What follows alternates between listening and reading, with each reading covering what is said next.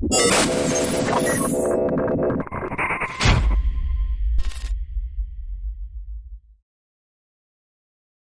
what's going on, guys? BlueTheRobot here. So today is going to be a little bit of an interesting video. I'm kind of going off more at the top of my head instead of reading out what I wrote and stuff like that. And of course, today, as you can tell by the title, we're going to be talking about World War III in 2021. Now, I know a lot of you guys have been keeping up with World War III because of my channel, and you guys have been to my channel and subscribed to it because of World War III back in the day. And I say back in the day because the last World War III video I actually made was a month ago. And that might not seem like a long time per se, but 1 month ago in World War III time is actually a long time. So if you guys remember, World War III first came out in 2018. Now, of course, it didn't have the best launch ever, and of course, it was definitely a letdown, and it was definitely such an overhyped game, but it had the potential to become such a great first-person shooter. Of course, with all the issues and the lack of updates and the content, and sometimes even the lack of communication from the developers, a lot of people gave up on the game pretty early. And I get it. I totally understand you're spending money on a product that doesn't give its full potential. But some of us stuck around the entire time and have still been playing the game even to this day.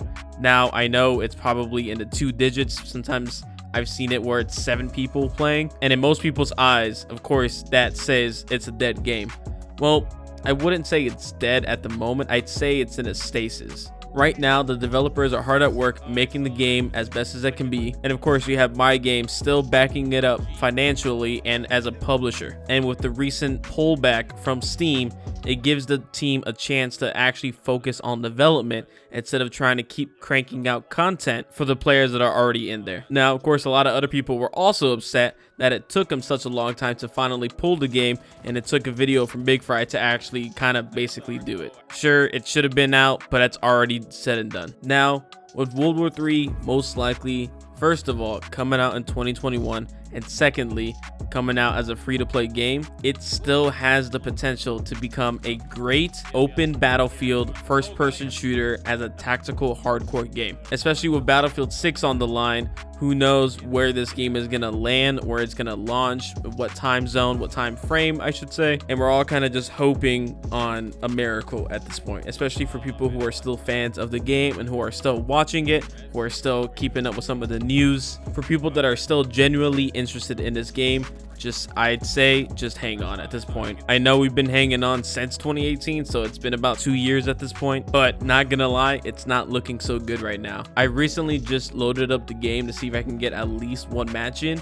I couldn't even get any gameplay for at least 1 match, so you're gonna see some background matches from past videos, and of course me using my character as a spokesperson of sorts. And I'm not gonna lie, it's been a while since I've actually played a full-on World War III match. And it's not to say that during that time of me taking a break from World War III there weren't any matches going on. Also, shout out to another YouTuber named JamLoves, who's been cranking out World War III videos even more than I have at this point. He's going through every single weapon and the entire game, so definitely go give his channel a follow. It'll be down below in the description. So obviously there are people still playing this game. Of course, you can't buy the game now on Steam, so if you already had it, then you can still play it. If you don't have it before, then you're gonna have to wait until it comes out fully. So I know I've been kind of going on a little bit on a rant and kind of going off the top of my head for this video, but I really wanted to express my feelings and opinion for this game because, again, this is kind of what made my channel at the moment, and at the same time, I really want to see this game succeed.